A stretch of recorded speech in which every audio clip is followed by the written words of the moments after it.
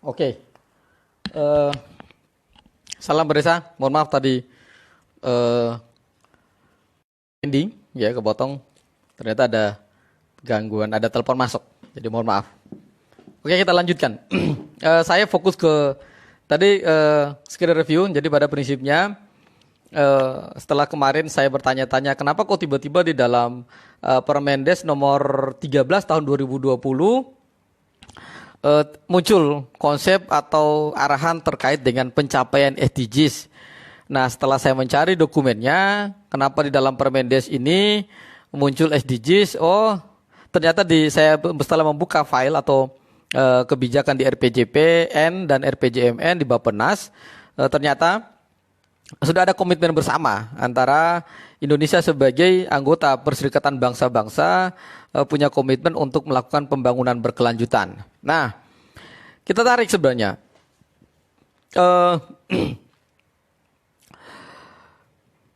Soal dasar lain adalah ternyata Presiden ketika terpilih kemarin 2019, lalu kemudian dalam arahan dan pidatonya sebagaimana yang dimaksud dalam dokumen RPJMN, ya saya ingatkan 2020-2024, Presiden memerintahkan, memberikan instruksi, memberikan arahan bahwa dana desa itu harus menjadi daya ungkit ekonomi desa. Ya. Sekali lagi, dana desa itu harus menjadi daya ungkit untuk menciptakan kekuatan ekonomi desa. Jadi yang kedua, dana desa harus memberikan dampak pembangunan yang dirasakan oleh seluruh masyarakat desa. Ini arahan Presiden yang harus difokuskan terkait dengan dana desa. Nah, arahan-arahan Presiden itu juga sudah tertuang di dalam RPJMN 2020-2024. Kita cek sebenarnya, ya. Tadi saya jelaskan juga bahwa ada 3 poin penting, ya. Ada 3 poin penting yang menjadi kaidah pembangunan nasional kita yang dituang di dalam RPJMN, yaitu menjamin keadilan, lalu kemudian menjaga keberlanjutan, ya.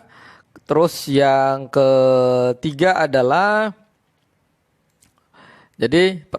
pertama itu membangun kemandirian, yang kedua adalah keadilan, yang ketiga adalah menjaga keberlanjutan. Nah, ini kaidah pembangunan yang ada di dalam RPJMN 2020-2024. Nah, kita lihat ada beberapa poin penting yang kemudian yang disajikan di dalam Permendes nomor 13, ya, yang berkaitan dengan prioritas penggunaan dana desa. Nah, kita bisa checklist. Kemarin atau hari ini sedang berproses desa-desa di seluruh Indonesia melakukan musrenbang berkaitan dengan program dan kebijakan apa yang dirumuskan di tahun 2021. Nah, saya mengingatkan kepada teman-teman berdesa dimanapun Anda berada, khususnya para penggiat pemerintah desa, BPD, ya, anggota BUMDes, pengurus BUMDes. Permendes ini, ya, sifatnya adalah dia semacam bukan instruksi langsung, oke? Harus ditarik ke posisi bahwa desa itu asas pengaturannya adalah rekognisi, yaitu pengakuan. Menjadi keliru, fatalis kalau kemudian desa mengambil semua poin yang ada di dalam Permendes nomor 13 tentang prioritas, ya. Soal misalnya desa tanpa kemiskinan, tanpa kelaparan, ekonomi tumbuh merata, peduli kesehatan, lingkungan, ya. Jadi ini hanya instrumen, ya. Sekali lagi, ini penting. Musyawarah desa itu dengan menggunakan Permendes ini seperti copy paste. Artinya jangan mencaplok semua apa yang seluruh 18 poin yang ada di dalam Permendes itu sebagai komitmen Indonesia terhadap pembangunan berkelanjutan atau yang kita kenal dengan SDGs tadi itu dimasukkan perencanaan desa. Lalu apa yang terjadi? Kita bisa lihat ini ada 18 menurut Permendes ini program prioritasnya. Sementara yang disebut dengan program prioritas itu hal-hal yang sangat urgent, yang sangat spesifik, punya fokus dan lokus yang harus dibiayai oleh dana desa berdasarkan apa? Berdasarkan kewenangan desa, berdasarkan persoalan yang dihadapi desa. Anda tinggal milih sebenarnya. Jadi banyak yang latah. Jadi 18 ini dianggap program semua diambil, dimasukkan di dalam perencanaan desa dan untuk dibiayai pakai dana desa. Pertanyaannya adalah berapa sih kapasitas dan kemampuan keuangan desa untuk membiayai seluruh program ini? Kan kecil, ya. DD itu berapa sih? Kalau didistribusikan ke 18 program yang disebutkan dalam Permendes ini, kan jadinya receh dan dia tidak punya efek yang kuat, ya, efek domino yang kuat untuk menjadi pengungkit, ya, tumbuhnya ekonomi, meningkatnya kesejahteraan, menyelesaikan persoalan di desa. Jadi ini perlu diperhatikan baik oleh pemerintah desa maupun dalam hal ini dinas PMD, camat pada saat menentukan mana yang menjadi prioritas yang dibiayai oleh dana desa. Nah, kita lihat di dalam Permendes 13 itu bicara SDGs, ya. Ada berapa sih SDGs yang menjadi komitmen bersama sebagai pembangunan berkelanjutan yang akan menjadi prioritas penggunaan dana desa? Pertama, desa tanpa miskin. Yang kedua, desa tanpa kelaparan. Ketiga, desa sehat dan sejahtera. Keempat, pendidikan desa berkualitas. Kelima, keterlibatan perempuan desa. Keenam, desa layak air bersih dan sanitasi. Ketujuh, desa berenergi bersih dan terbarukan. Kedelapan, pertumbuhan ekonomi desa merata. Kesembilan, infrastruktur dan inovasi desa sesuai dengan kebutuhan. 10, desa tanpa kesenjangan. 11, kawasan pemukiman desa aman dan nyaman. 12, konsumsi dan produksi desa, ya, sadar lingkungan. Ke-13, desa tanggap perubahan iklim. 14, desa peduli lingkungan laut. 15, desa peduli lingkungan darat. 16, desa damai berkeadilan.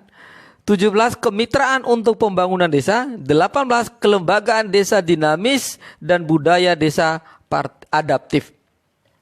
Bayangkan, ini ada 18 yang harus menjadi prioritas di dalam Permendes 13 2020 tentang prioritas penggunaan dana desa. Nah, yang harus diingatkan apa? Tidak semua, nah ini penting, tidak semua yang 18 ini dijadikan prioritas bagi desa. Kenapa saya katakan demikian? Ingat, desa punya kewenangan, desa bukan musyawarah desa untuk menetapkan program prioritas 2021. Cukup 1 atau 2, tapi dia memberi efek domino terhadap pencapaian atau meningkatkan daya ungkit ekonomi di desa. Misal, poin pertama, soal desa tanpa kemiskinan. Ya. Pertanyaannya adalah, bagaimana merumuskan program dan kegiatan agar desa itu tanpa kemiskinan? Ya. Yang kedua, kita lihat, desa tanpa kelaparan. Jangan-jangan faktor terjadinya kelaparan karena masyarakat homeless, dia tidak punya rumah, ya, workless, dia tidak punya pekerjaan, pengangguran, ya, atau tidak ada lapangan pekerjaan. 18 ini menurut saya, kalau kemudian pada saat musyawarah desa, Anda cukup melakukan 3 hal penting, ya, untuk mengkonsolidasi 18 yang menjadi komitmen bersama SDGs di dalam prioritas penggunaan dana desa.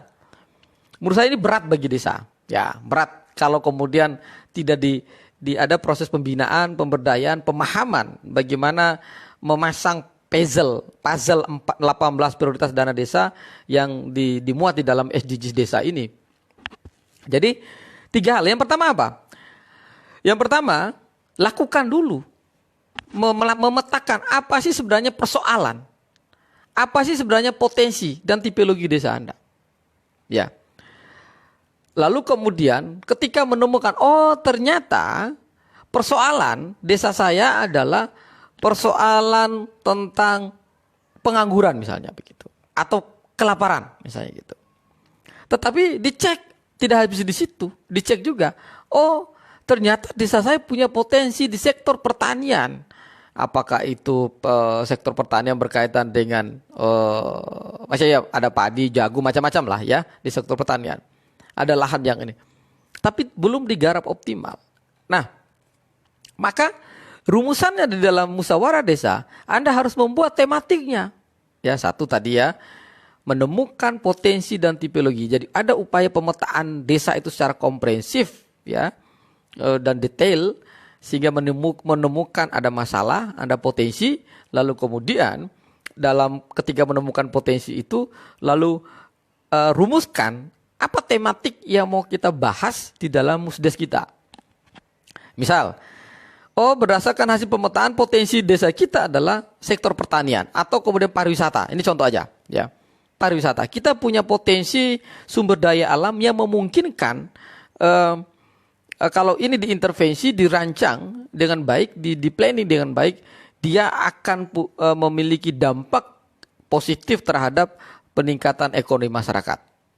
Lalu dibikinlah tematik atau di sektor pertanian misalnya. Kita melihat bahwa ternyata desa kita, masyarakat kita adalah masyarakat petani, agraris ya. Lalu mereka bercocok tanam. Tetapi selama ini belum ada upaya yang nyambung antara apa yang dilakukan oleh warga desa dengan pemerintah desa. Maka musyawarah desa itu tematiknya misalnya menjadikan desa kita sebagai lumbung beras. Ya misalnya gitu. Sewilayah desa, di luarnya sewilayah kecamatan atau sewilayah kabupaten menjadi lumbung beras. Musyawarah ini sudah menentukan tematik sebagai musyawarah desa menjadi lumbung beras atau menjadi tempat desa wisata nasional. Ya. Lalu langkah yang kedua apa? Undangan, informasi, data, ya itu harus tersampaikan ke masyarakat yang akan menjadi peserta musyawarah desa. Tujuannya apa? Ketika pada saat Anda musyawarah desa, ya saya ingin lagi, pada saat Anda musyawarah desa, peserta, partisipan atau masyarakat yang hadir dalam musyawarah itu dia akan fokus ya memperdebatkan, memperbincangkan, menemukan solusi terhadap tema yang diusulkan oleh pemerintah desa. Karena musdes itu difasilitasi oleh BPD, maka BPD harus berperan aktif. Dia akan hadir. Oh, ternyata hari ini kita musdes membahas bagaimana menjadikan desa kita sebagai lumbung pangan. Jadi saya mereview ke belakang. Jangan sampai Anda pada saat musdes lalu kemudian semua 18 poin dari SDGs ini dimusyawarahkan, bisa pecah itu kepala. Serius. Seberapa besar kapasitas Anda menerjemahkan, merumuskan ya 18 poin komitmen SDGs tadi itu. Maka cukup satu, dan saya yakin apapun yang Anda rumuskan ya ketika Anda menemukan potensi dan tipologi desa, persoalan desa tadi itu, dan masuk kok di 18 ini, 18 SDG ini. Jadi sekali lagi, jangan menelan mentah-mentah 18 SDGs ini, dimusyawarahkan, ditetapkan di dalam RKPDes untuk dibiayai di dalam APBD 2021. Itu fatalis dan kelirumologi dan sesat pikir di dalam perencanaan. Kenapa? Kapasitas anggarannya nggak mampu. 18 ini aja ditaruh di kabupaten nggak bisa mereka biayai, apalagi dana desa yang terbatas. Ya, jadi ini penting bagi para sedulur desa, sahabat berdesa, para penggiat desa. Ya, 18 komitmen pembangunan berkelanjutan SDGs ini yang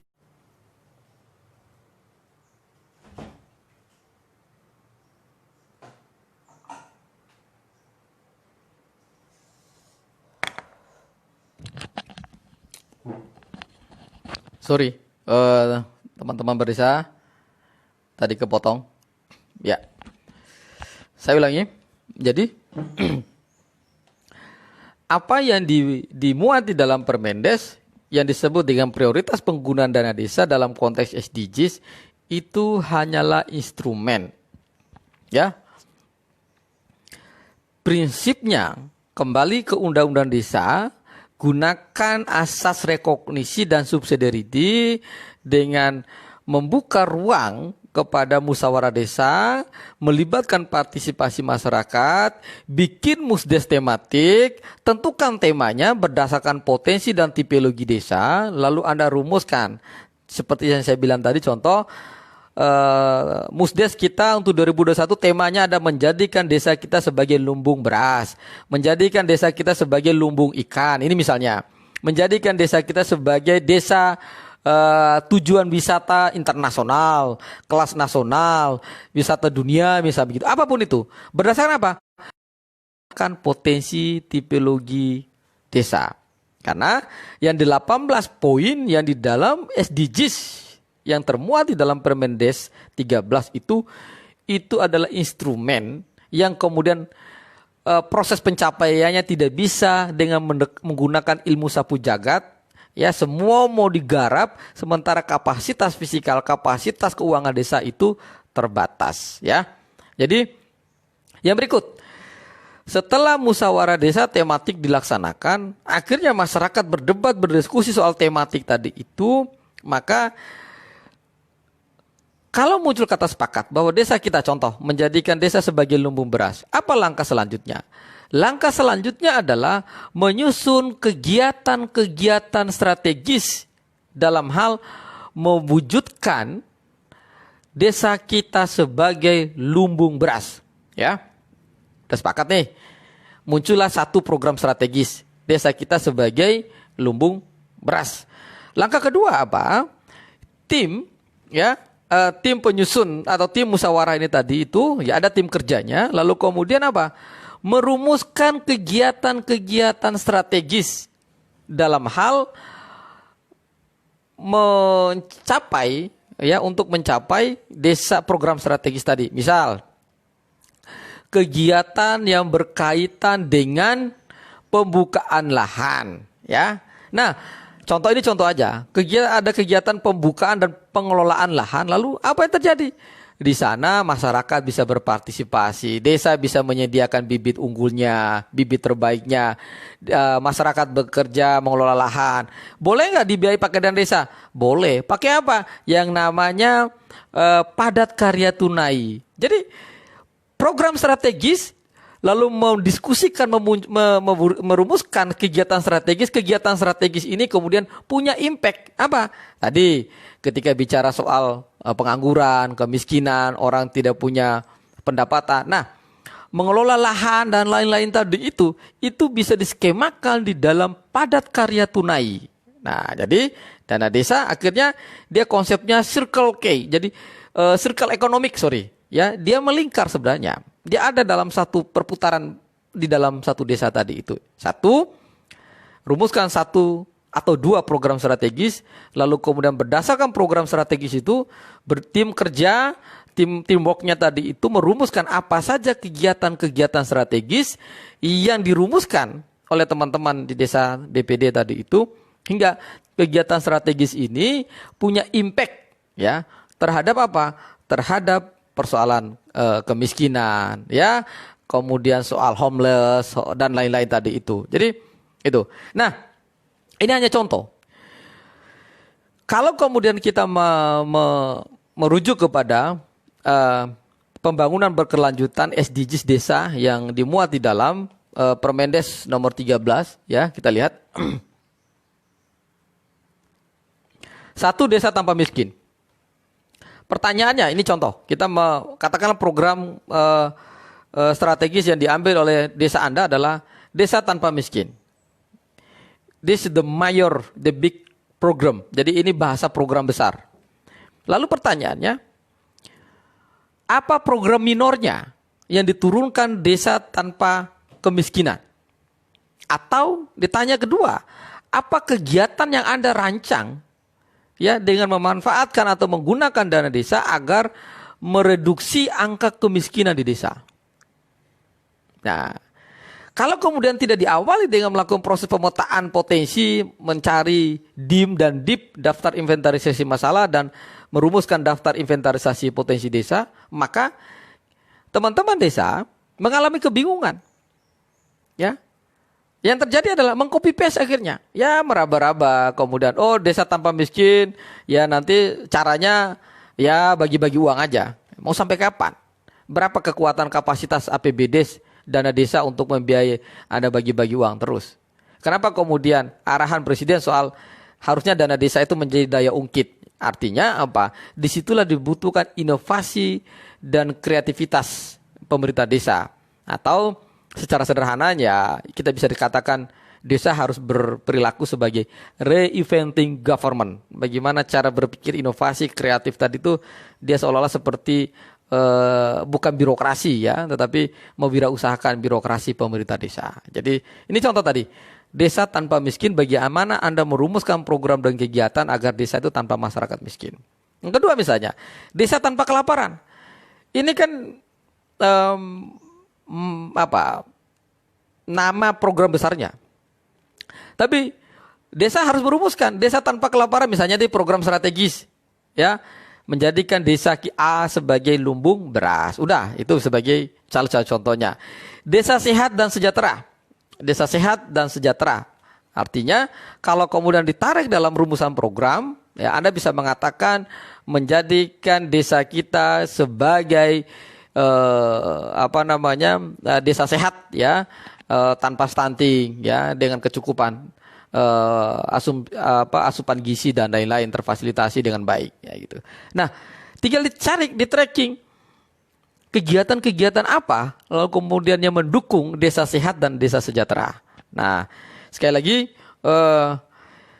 apa yang dimuat di dalam Permendes 13 2020 itu baik sebagai komitmen bersama kita dalam negara-negara sebagai negara bangsa untuk melakukan pembangunan berkelanjutan. Saya jadi ingat beberapa tahun yang lalu ketika terlibat dalam sebagai salah satu konsultan program SCBD ya. Jadi SCBD itu programnya ADB ya, Asian Development Bank. Nah, saya di bidang pemerintahan di salah satu wilayah di Jawa untuk melakukan penelitian, survei terkait dengan SDGs ini, Social Capacity Building Development for Decentralisasi. Jadi kebijakan peningkat kapasitas ya pembangunan daerah yang berkelanjutan itu dibiayai oleh ADB.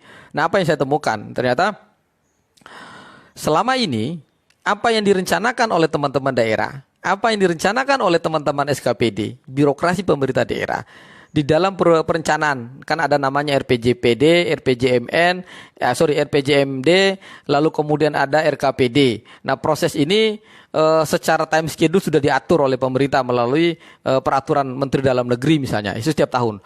Lalu untuk APBD-nya juga, setiap tahun Kementerian Dalam Negeri itu menerbitkan peraturan Mendagri tentang pedoman penyusunan APBD. Setiap tahun juga ada pedoman penyusunan RKPD. Tetapi apa yang terjadi ketika musrembang itu dilakukan sebenarnya tidak ada hal yang substansi yang diramu saripati persoalan empiris masyarakat. Itu lebih kepada intuisi, analisis yang dilakukan oleh kepala-kepala dinas, oleh teman-teman lalu kemudian tiba-tiba itu menjadi dokumen RKPD, rencana kerja atau renja SKPD ya.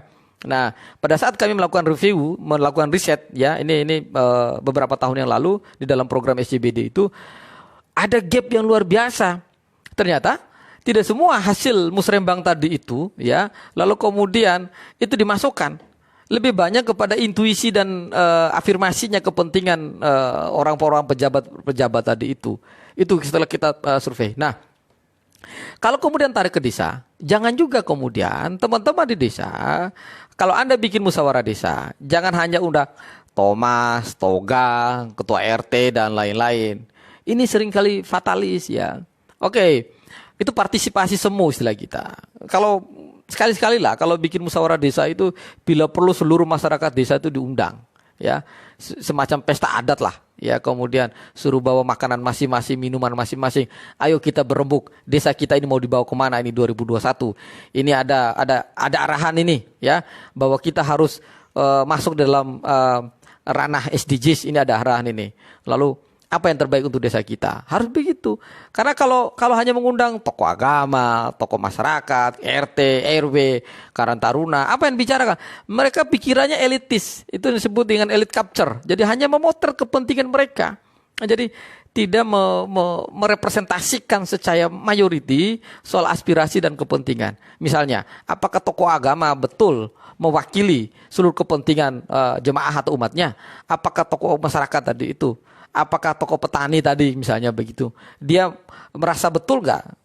Karena di desa itu, kalau sudah para tokoh-tokoh itu duduk, masyarakat itu sudah ewo pekewo, sudah enggan, sudah sungkan, ada perasaan sungkan. Maka kalau kemudian itu dibuka arenanya, ya, sehingga partisipasi tadi itu dia dikonversikan menjadi emansipasi. Jadi ada sense of, jadi lebih dalam sebenarnya ketika musyawarah tadi sebagai konsep demokrasi deliberatif, ya. Jadi ada keterlibatan mayoritas masyarakat berbondong-bondong untuk membicarakan, membincangkan apa sih yang menjadi yang harus dilakukan, yang menjadi prioritas untuk desanya itu. Selama ini kan kalau kemudian ya desa mereplikasi musdes itu seperti musrenbang yang dikumpulkan hanya tokoh-tokoh, hanya orang-orang tertentu, ya itu elite capture yang hanya membincangkan kepentingan mereka. Maka kedalaman soal program itu kemudian dia tidak mampu memberi efek domino. Efek domino itu ada 11, 13, 16 ya tertinggi ya. Ketika satu program dirumuskan, dia memunculkan menciptakan daya ungkit bagi kegiatan-kegiatan lain untuk kepentingan masyarakat. Itu saya kira teman-teman yang harus dicermati terkait dengan SDGs ini ya. Jadi SDG ini baik, lalu kemudian dia hanya menjadi arahan. Nah, yang memutuskan dan merumuskan itu tetap ada pada desa. Jadi jangan sekali-sekali mengakomodir, mengcopy paste 18 yang menjadi arahan SDGs ini Permendes nomor 13 langsung masuk di dalam RKPDes. Yang terjadi adalah Anda akan kolaps ya. Karena desa tidak akan mampu membiayai seluruh program ini tadi itu ya. Nah, mohon izin, saya minum dulu.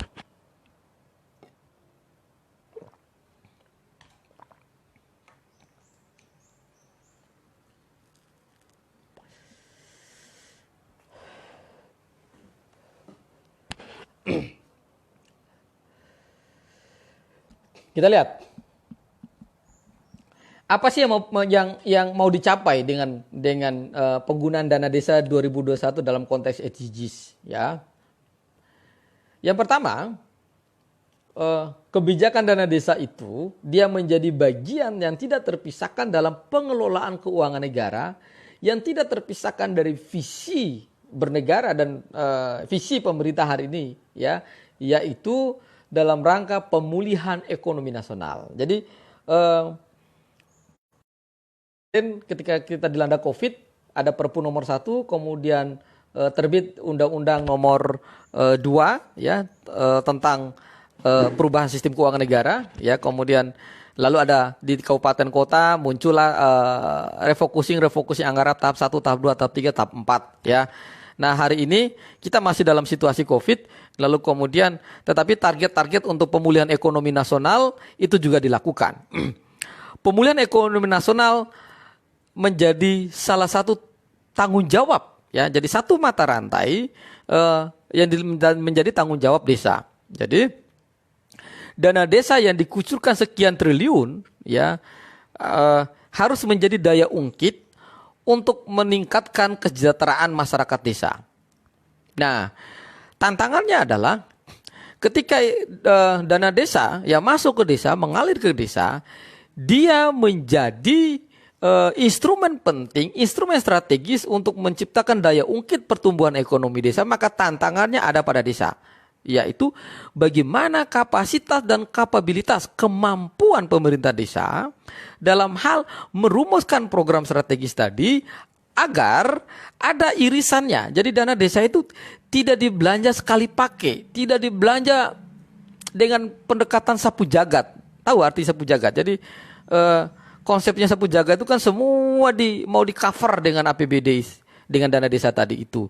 Nah, di dalam realisasinya apa? Bagi to, bagi deal, bagi rata, bagi adil. Jadi uang yang 1 sekian M tadi akhirnya jadi receh, ya, jadi kecil-kecil. Dan ketika uang tadi itu menjadi kecil-kecil, dia tidak mampu menjadi daya ungkit untuk meningkatkan pertumbuhan ekonomi di desa.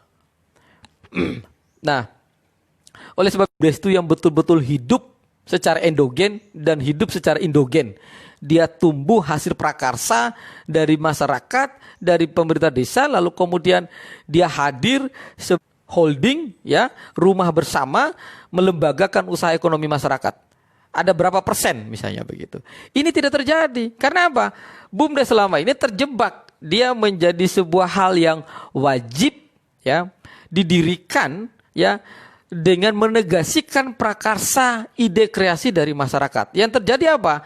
Hidup segan, mati tak mau. Inilah problem serius ketika BUMDes itu tidak lahir dan tumbuh dari prakarsa berdasarkan potensi dan tipologi desa. Menjadi sangat berbahaya, ya.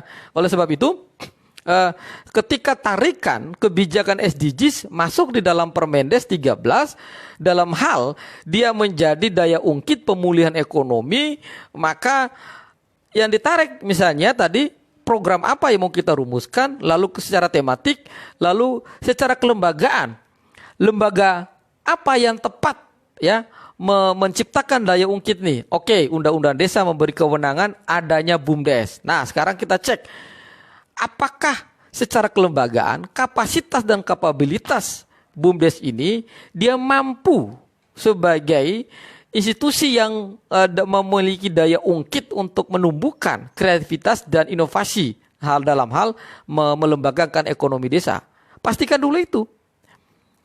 Kalau ini tidak dilakukan, maka apa yang terjadi? Ya, konsep APBDes, ya, ini struktur APBDes itu kan ada 3 strukturnya.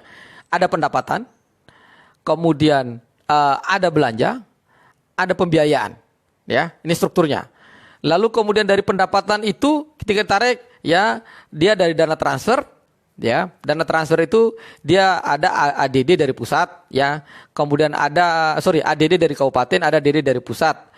Ada dana bagi hasil, ya, dana transfer. Lalu yang kedua, dari pendapatan itu ada pendapatan asli desa gitu. Ya, tidak banyak desa yang memiliki pendapatan hasil desa tadi itu. Nah, yang ketiga, ada belanja.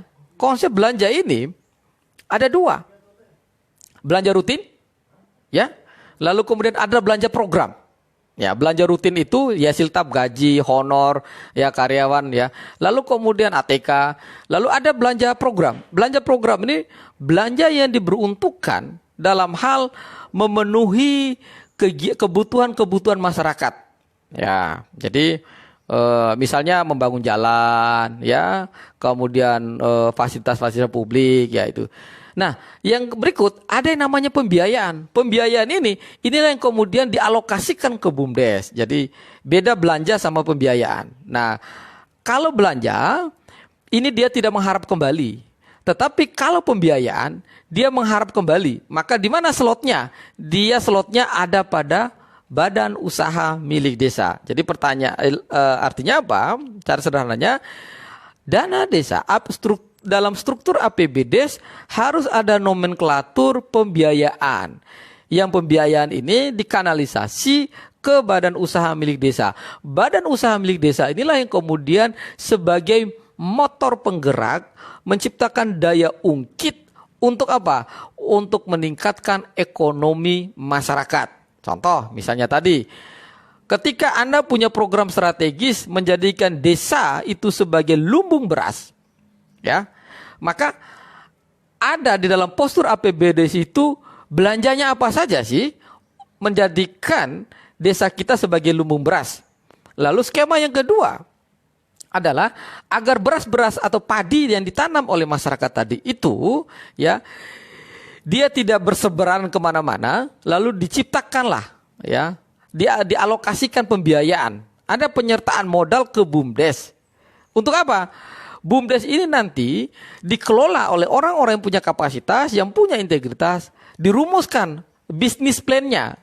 Unit usaha pertama misalnya adalah jual beli beras atau trading beras misalnya. Jadi merumuskan berapa sih beras yang dibeli kepada petani, padi apapun beras, kemudian BUMDes ini membeli. Nah, BUMDes ini menjadi semacam bulognya desa yang menampung beras. Jadi ini ada irisannya. Ya, sisi lain ada belanja modal, belanja langsung masyarakat yang apa? Oh, desa mengalokasikan sekian rupiah dari APBD dana desa tadi untuk pengadaan bibit. Dikasihlah gratis. Yang kedua, desa mengalokasikan anggaran untuk membuka lahan pesawah baru dalam hal meningkatkan produktivitas petani. Konsepnya apa? Padat karya tunai, HOK, harian orang kerja. Boleh. Karena di Permendagri 20 tentang pengelolaan keuangan desa itu diperbolehkan. Atau PLKPP tentang pengadaan barang dan jasa itu dibolehkan. Boleh. Ya. Nah, ketika nanti panen misalnya, ya, supaya para petani tadi tidak terjerat tengkulak, maka ini dikonsolidasikan oleh siapa? BUMDes. BUMDes bikin bisnis plan-nya. Misal, harga beras sekian rupiah, harga padi sekian rupiah. Dirumuskan. Daripada dijual tengkulak, lalu kemudian desa bergerak, BUMDes ini bergerak, mengkapitalisasi potensi beras atau padi tadi itu dibeli oleh BUMDes. Ya. BUMDes ini lalu kemudian dia bisa menyimpan, mendistribusikan, menjual, memasarkan. Ya. Tentu ada selisih margin, ada selisih harga di sini yang menjadi profit. Tapi di dalam proses transaksi tadi itu yang dikedepankan apa? Yang dikedepankan adalah benefit, memberi manfaat. Petani tadi yang bercocok tanam ada kepastian harga gabahnya, harga berasnya. Siapa yang memberi kepastian? Pemerintah desa. Melalui siapa? Melalui BUMDes. Ya. Jadi ini salah satu contoh. Ya. Maka apa yang harus dilakukan? Penting melakukan revitalisasi, ya, pembentukan dan pengembangan BUMDes itu. Ini yang saya nggak tahu bagaimana cara teman-teman melakukan revitalisasi dan pengembangan BUMDes. Ya, menurut saya mengkoreksi pernah berdiskusi dengan beberapa penggiat desa soal BUMDes. Ya, jadi apa sih sebenarnya BUMDes itu dan bagaimana sih menjalankan BUMDes? BUMDes ini gampang-gampang susah. Gampang. Oke, dia menjadi gampang kalau yang mendirikan, ini dalam konsep mendirikan, dia menjadi gampang kalau yang mendirikan itu berdasarkan instruksi. Ya sudah, bikinkan perdes, difasilitasi kecamatan atau dinas, bikin BUMDes, sudah selesai. Gampang dirikan. Tapi menjadi susah ketika pada saat mau melaksanakan dan mengembangkan BUMDes. Maka harus ditarik kembali ke undang-undangnya. Apa? Pentingnya prakarsa. BUMDes ini lembaga bisnis, ya, dia lembaga bisnis, tapi bisnisnya berwajah masyarakat desa. Nah, maka kami di LSN menggunakan beberapa pendekatan dan regulasi untuk merumuskan BUMDes. Satu, tetap berpegang teguh sebagai Undang-Undang Nomor 6 sebagai induk rohnya. Yang kedua, menggunakan Undang-Undang 27 tentang perseroan terbatas, ya. Yang ketiga, menggunakan Undang-Undang 20 tahun 2008 tentang apa? Tentang UMKM. Ya, juga menggunakan aturan berkaitan dengan lembaga keuangan mikro. Kita ramu, ya. Ini dalam hal memperkuat kapasitas dan kapabilitas kelembagaan BUMDes. Nah, kalau ujuk-ujuk, ayo bikin BUMDes, bikin perdes jadi, tapi Anda tidak lupa bahwa ketika ngomong bisnis BUMDes, kita tidak bisa hanya bisnis di dalam. Kita juga harus ekspansi, hubungan eksternal bagaimana. Ketika BUMDes berhubungan dengan perusahaan-perusahaan bonafit, dengan badan BUMN, dengan perusahaan-perusahaan perseorangan, PT, CV dan lain-lain, bagaimana? Kalau kemudian dasar pikirannya, kenapa? Di BUMDes itu 60% harus sahamnya masyarakat. Sementara di perseroan terbatas tidak mengakomodir namanya saham itu mayoritas milik masyarakat. Dia harus orang perorangan, saya sendiri kalau bikin CV, kalau bisa mayoritas sahamnya saya. Nah, narasi ini kan berbeda, kontradiksi. Nah, bagaimana mendamaikan, menemukan solusinya sehingga kita bisa BUMDes ini bisa expand, ya. Nah, ini yang menjadi PR bersama ketika teman-teman penggiat desa dimanapun, ya, pemerintah desa bicara soal pembentukan, pengembangan dan revitalisasi badan usaha milik desa. Karena BUMDes ini masuk di dalam poin ke-8 dalam SDGs, ya. Itu harus diingat. Jadi BUMDes masuk di dalam poin ke-8 dalam target pencapaian SDGs desa maksudnya, yang dituangkan di dalam Permendes nomor 13 tahun 2020. Nah, Yang berikut adalah bicara soal bagaimana pemetaan potensi desa, ya tadi yang kita sudah lakukan. Jadi saya selalu berpikiran demikian. Perencanaan desa itu kalau tidak punya data melalui proses pemetaan potensi desa, maka omong kosong, ya. Kalau bicara soal ini saya punya program strategis, bukan. Itu hasil intuisi, hasil pikiran-pikiran kotor yang kemudian mimpi Anda bukan menjadi prakarsa, ya. Mengelola sebenarnya, meramu SDGs desa yang dimandatkan di dalam Permendes 13 tahun 2020 tentang prioritas penggunaan dana desa. Ingat, itu hanya arahan, ya. Hukumnya bukan wajib, ya.